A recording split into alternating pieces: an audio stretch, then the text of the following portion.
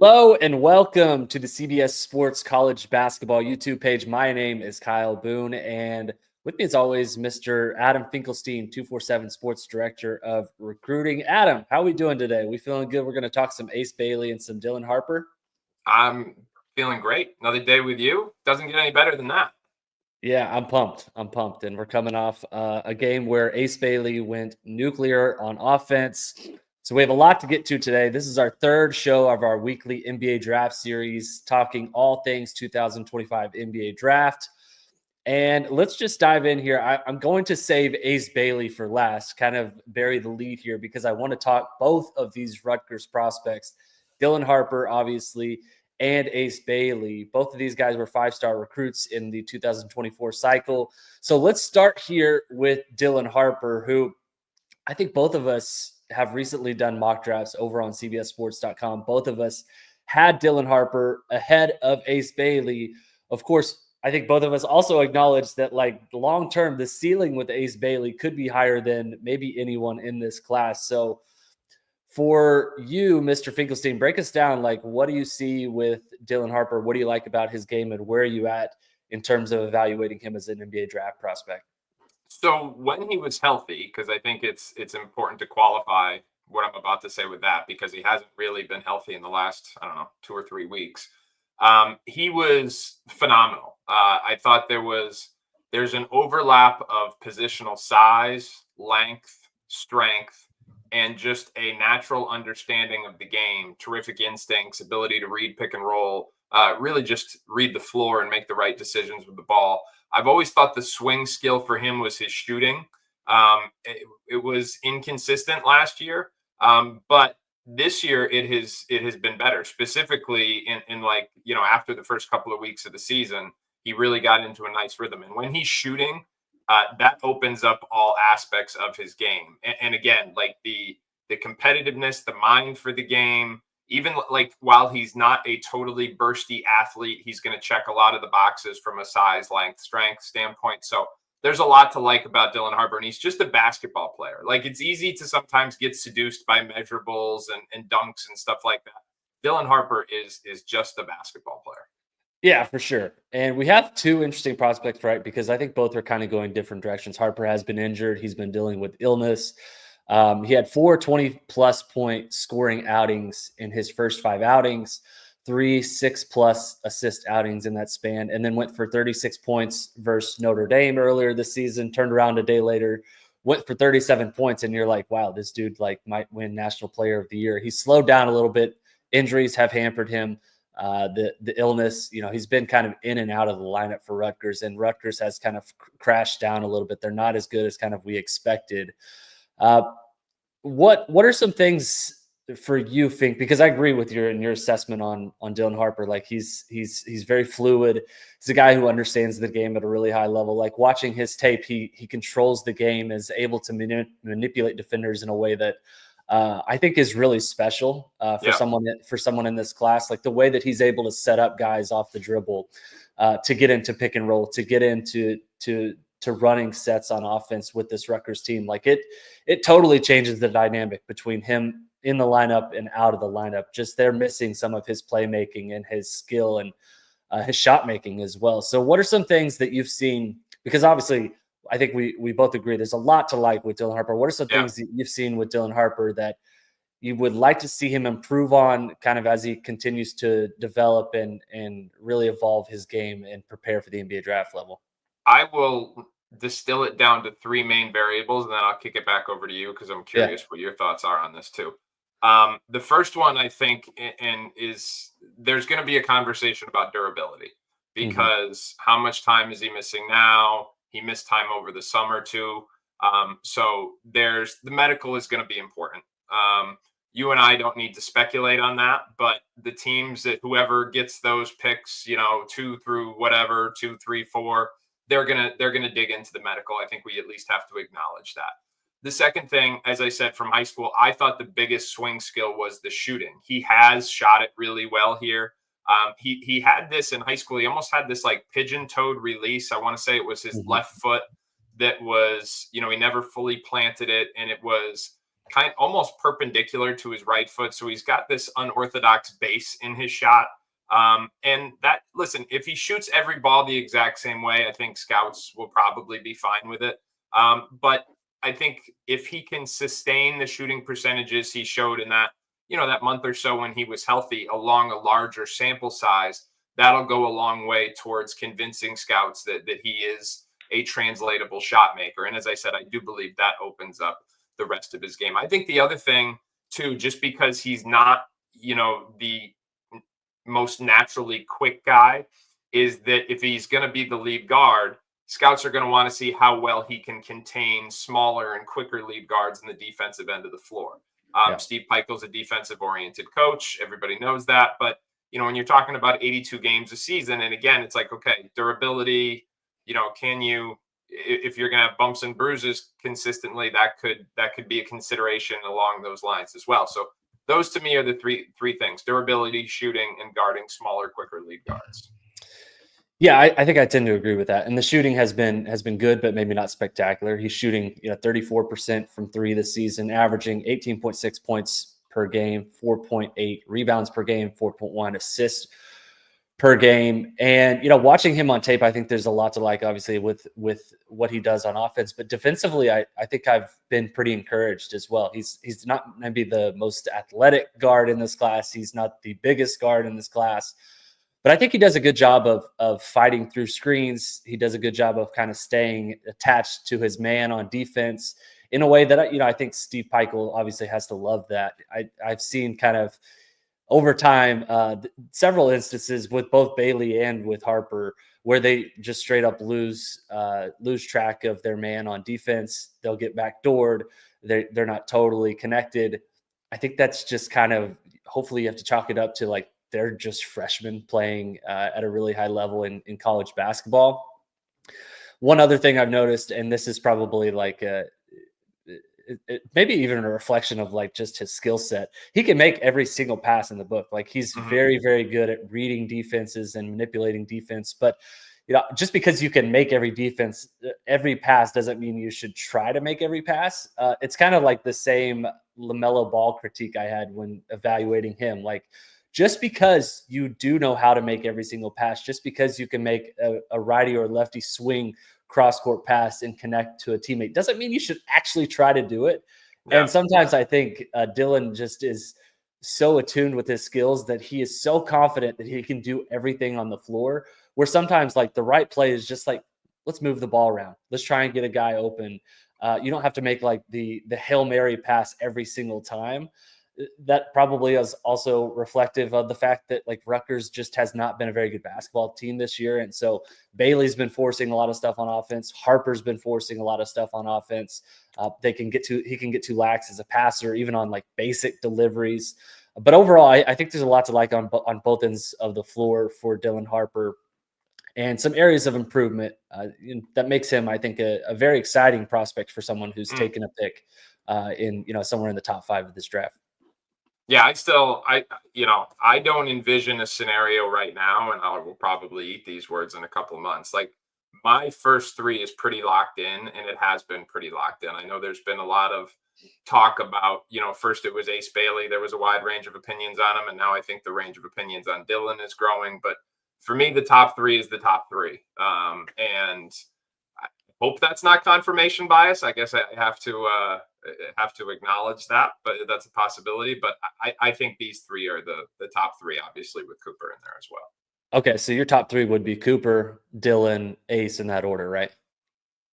At the moment, 2 and 3 is so we had Ace over Dylan last year in high school. And I think that, I think that's a real conversation. And it's a conversation that I think is going to be influenced by things like the medical, the workouts, the interviews, like both of those, every player, but both of those players are going to have some concerns that scouts and front offices are going to want to dig into before making the multi-million-dollar investment that is the second overall pick in the draft.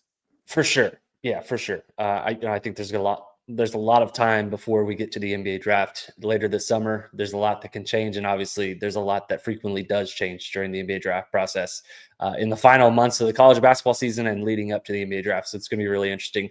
Let's jump into our evaluation of Ace Bailey. But before we do, I'm going to turn it over to Nada. We'll get a quick word from our partners, and we'll get it on the other end.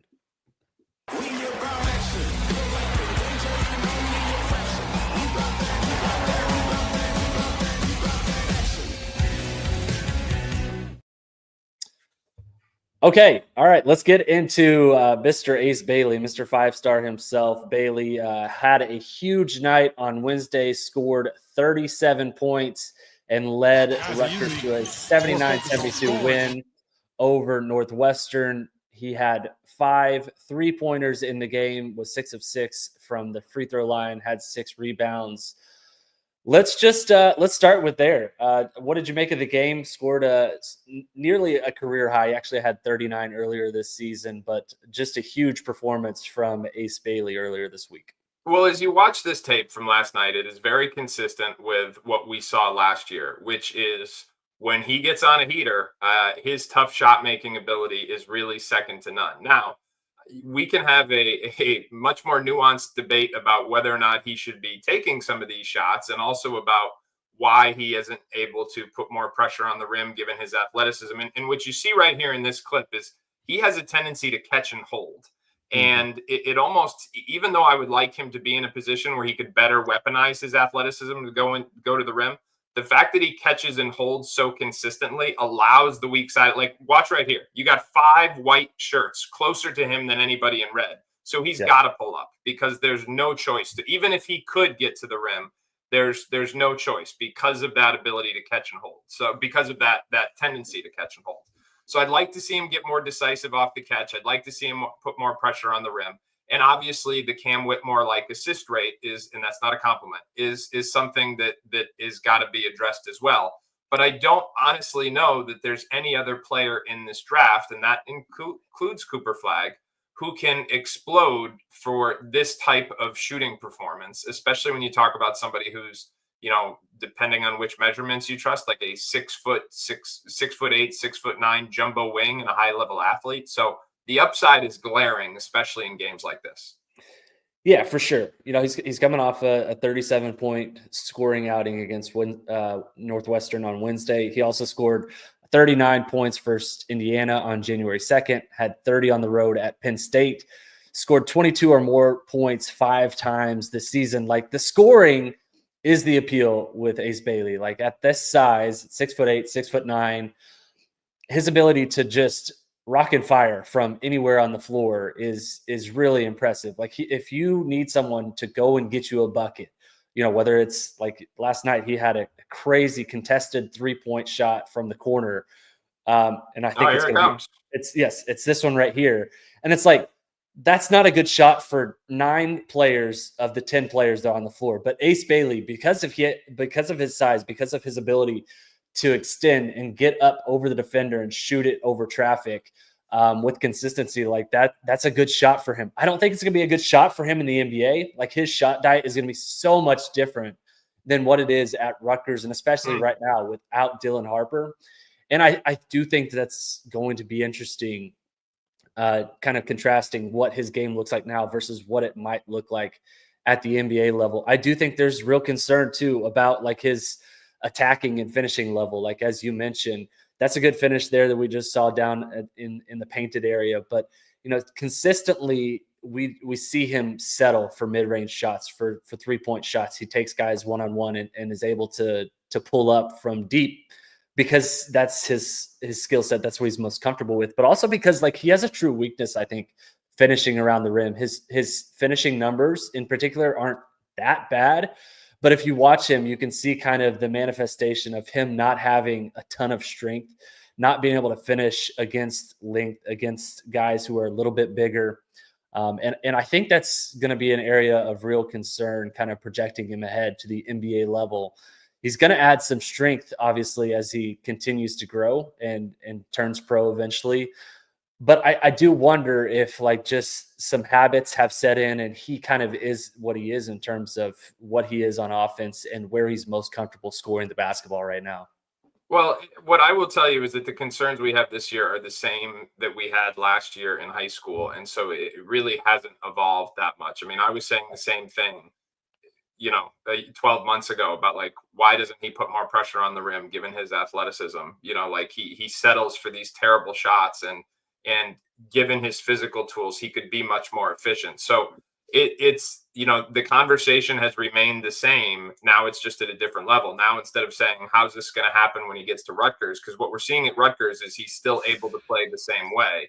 But when he gets to the NBA, can he develop that efficiency? Can he develop that kind of like feel and craft to make skillful finishes around the rim? To your point, like we know he's an explosive leaper, but when you can't dunk, can you maneuver around bodies? Can you finish with touch? Can you get yourself to the free throw line? Can you make basic reads? Nobody's asking you to be a primary, like decision maker, but can you make basic reads and get the ball moving a little bit? Those are all things that we have yet to find out. And as I said earlier, I still find it counterintuitive that for a jumbo wing, an extreme tough shot maker like Ace Bailey, who is a high level athlete, there is such a wide range of opinions on him. And I say that knowing that there are those questions about his lack of rim pressure, about his low assist rate, and just about the ability to kind of be efficient within a winning team concept. But at the end of the day, there's just not many guys who can check those significant boxes that he does. I agree with that entirely. And, I think that's why I still have him as a top 5 prospect in this class, despite some questions about that. I think You said top 5. Top 5. I do not have him number 3. And All right. in fact, having watched the Northwestern tape last night, I think there are some real concerns beyond just what we highlighted here. I mean, Tell me what else. I made some notes and I'll run through them. I was shaking my head in anger kind of watching this tape because I think a lot of people will say like, man, Ace Bailey, huge. That was his best game of the season. I did not think he played particularly well. He shot the ball great and the production is awesome. But man, like against Northwestern, just for example, he died on screens, not fighting through them, cost them several points, and Northwestern could have and probably should have made them pay for that on multiple occasions. He lost his man playing man-to-man defense. He's not fighting for the board on free throws. Doesn't communicate well on switches. A lot of like miscommunications that I think was probably on him. He can kind of stand and take up space on offense when the ball is not finding him, and is kind of taking up space without being in the flow of the offense. Didn't block out a couple times. I noticed that ball watching a couple times. Again, the attacking and not being able to finish against length, kind of a problem. Didn't close out on a rebound, sagged and lost a man on a 3-pointer. So I think a lot of this, Fink, as kind of like I go through that list there, a lot of that is just effort-based stuff. Mm-hmm. And I think for the most part, like that can be improved on. There should probably be like maybe more accountability for him right now, but within an NBA system, I would expect a lot of that to improve. I think I would like to see that become more tight in college right now. Like there's NBA scouts watching these tape, and I know that if I'm frustrated watching him on defense, not closing out, not going to get rebounds, like I'm sure NBA teams are thinking the same thing. Like, man, this dude's so talented. He's a great scorer, can get a bucket whenever you want. But at the same time, like I think there's some real questions beyond what we mentioned earlier, just in terms of effort-based stuff that he's just got to get better at. He's got to be more locked in throughout the game because this is a guy whose talent is sky high, but for several reasons, he just has some things that I think he needs to clean up. So what you gave was very specific examples, kind of the micro, if you will, to the macro point that I made about like being an efficient, functional player within a winning two-way system. Like, let's be clear, for everything you said, and it's all valid, he did drive winning last night. He had 37 of Rutgers' 79 points, but Rutgers is 11-10, 4-6 overall in the Big Ten, and this was a team that many people expected because of Bailey and Harper would be an NCAA tournament team. So I think we're saying a lot of the same things. I think it's probably just safe to say maybe because he is firmly in my top three, maybe I weigh the upside a little bit more. But that's a projection, and I'm totally aligned with you on everything you just said. I think those are all very fair and real critiques. Yeah, and I think we'll probably get to a point where we're probably ranking them the same, if not very closely. Like at some point, just the upside is the upside, and let's see if I can draw producer Nod at us to yell no in the middle of this feed. Who do you have in the top three then? I know we're not supposed to. We won't go too deep, Nada. I just want to know who's cracking the top three if Ace Bailey's out. Yeah, it's Cooper Flagg, Dylan Harper, and Diego Dimon for me. Just because Dimon's passing is insane, the size is insane, and I think coming to an episode soon. Yes, and we've talked about him a little bit. Like his live dribble passing, the way he's able to find open teammates is really, really impressive for his size. And I think there's a lot of projection there too. Like I'm hoping that the shot comes around. I'm hoping that he can be more consistent on defense. Like all of these guys have great skill sets. Whether it's Cooper Flagg's defense and what he brings on that end, Dylan Harper, his passing, like his feel for the game. No one is a perfect prospect. So, I think right now it's you could take one or the other. I think I'd prefer Dimon just a little bit over Bailey, but I totally understand. Like the upside case for Ace Bailey is insane. You could have him top two, and like there's no argument whatsoever for me. Like he's an absolute stud. One statistics I will throw at you, Mr. Finklestein, before we get out of here, like just to highlight the unreal shot making ability of Ace Bailey, according to Synergy data.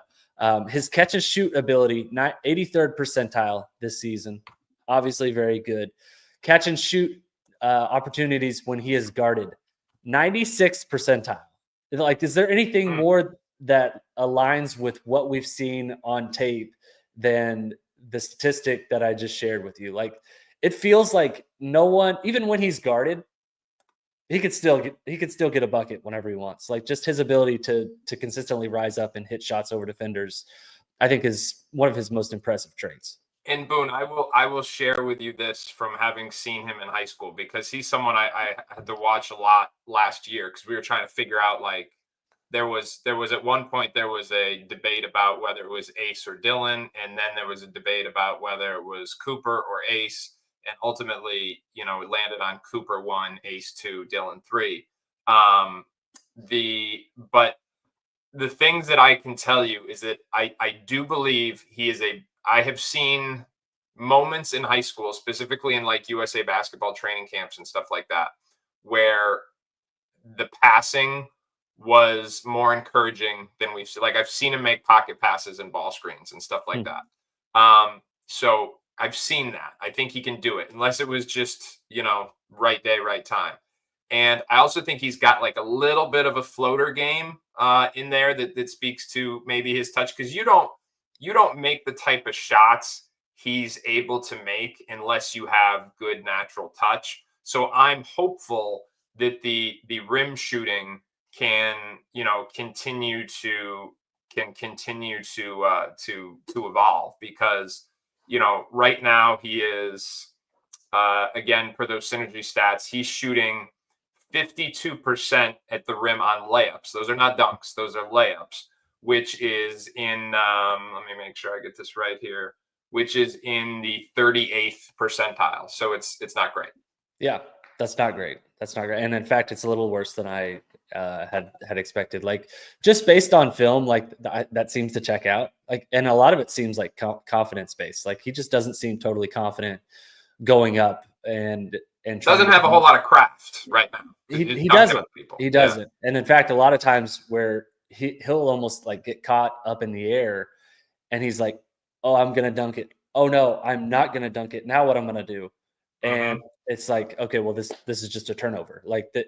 So I think expanding his game, his finishing ability, being able to add kind of in that finishing package, I think will go a long way for him to kind of help round out some of his offensive game, which obviously is very good. You want someone who can go and get you a bucket at any point, but would love to be able to see him kind of translate a little bit more and kind of carve out some more versatility within that offensive game as well. I know we're in the weeds here, so let me add one more point, and then I will retreat. I'm on my basketball nerdum here.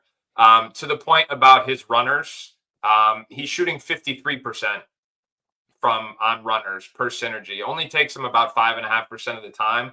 But the fact that he's able to make 53% of them, that is in the 86th percentile. So that shows you like that is in his bag. If he can get, take away those fadeaway, turn around 18 footers and get another bounce in there and get to like within 6 feet, he's a guy who can, get the ball softly on the rim with that runner. And then, to belabor the point, if he can add some more finishing craft, it opens up other things.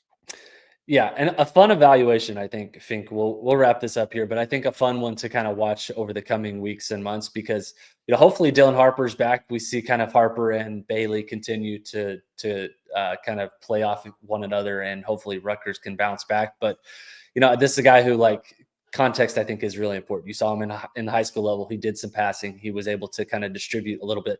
He doesn't really do that for Rutgers, and, I don't think he really needs to. Like, the best shot for Rutgers right now is probably anything that Bailey is going to put up. And it's pretty clear based off the game last night that that is the obviously most efficient way for Rutgers to win. And obviously, like, he doesn't show a lot of trust in his in his offensive teammates as well. So would you? Did I say that out loud? Sorry. Yeah. No, it's a tough watch. It's a tough watch for sure. So will be an interesting one to kind of watch over the coming weeks and months. But Ace Bailey and Dylan Harper, that is our recap here on. That was fun. Yes. Yeah. Two guys that I've really enjoyed watching on tape, aside from the Northwestern game last night.